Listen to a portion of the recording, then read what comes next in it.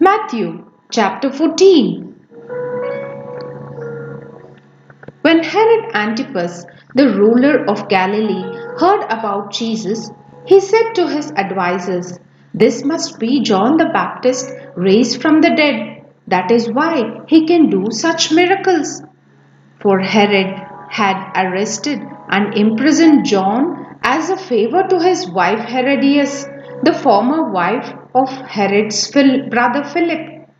John had been telling Herod, "It is against God's law for you to marry her."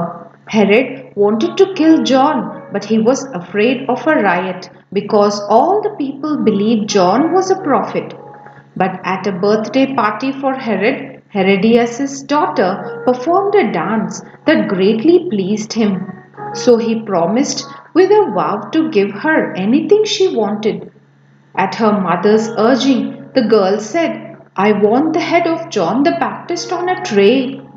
Then the king regretted what he had said, but because of the vow he had made in front of his guests, he issued the necessary orders. So John was beheaded in the prison, and his head was brought on a tray and given to the girl, who took it to her mother. Later, John's disciples came for his body and buried it. Then they went and told Jesus what had happened. As soon as Jesus heard the news, he left in a boat to a remote area to be alone. But the crowds heard where he was headed and followed on foot from many towns. Jesus saw the huge crowd as he stepped from the boat, and he had compassion on them and healed their sick. That evening, the disciples came to him and said, "This is a remote place and it's already getting late. Send the crowds away so they can go to the villages and buy food for themselves." And Jesus said, "That isn't necessary. You feed them." "But when we have only 5 loaves of bread and 2 fish," they answered. "Bring them here," he said. Then he told the people to sit down on the grass. Jesus took the 5 loaves and 2 fish, looked up toward heaven and blessed them. Then breaking the loaves into pieces, he gave the bread to the disciples, who distributed it to the people. They all ate as much as they wanted, and afterward the disciples picked up 12 baskets of leftovers. About 5,000 men fed that day, in addition to all the women and children. Immediately after this, Jesus insisted that his disciples get back into the boat and cross to the other side of the lake while he sent the people home. After sending them home, he went up into the hills by himself to pray. Night fell while he was there alone.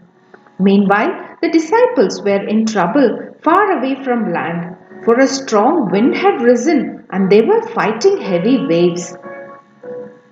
About 3 o'clock in the morning, Jesus came toward them, walking on the water. When the disciples saw him walking on the water, they were terrified. In their fear, they cried out, "It's a ghost!" But Jesus spoke to them at once. "Don't be afraid," he said. "Take courage. I am here." Then Peter called to him, "Lord, if it is really you, tell me to come to you, walking on the water." "Yes, come," Jesus said. So Peter went over the other side of the boat and walked on the water toward Jesus.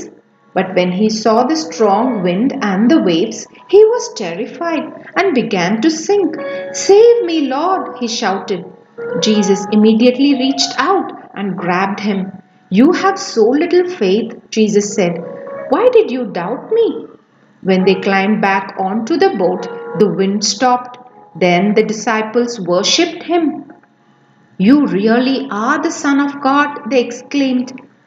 After they had crossed the lake, they landed at Gennesaret. When the people recognized Jesus, the news of his arrival spread quickly throughout the whole area. And soon people were bringing all their sick to be healed. They begged him to let the sick touch at least the fringe of his robe, and all who touched him were healed.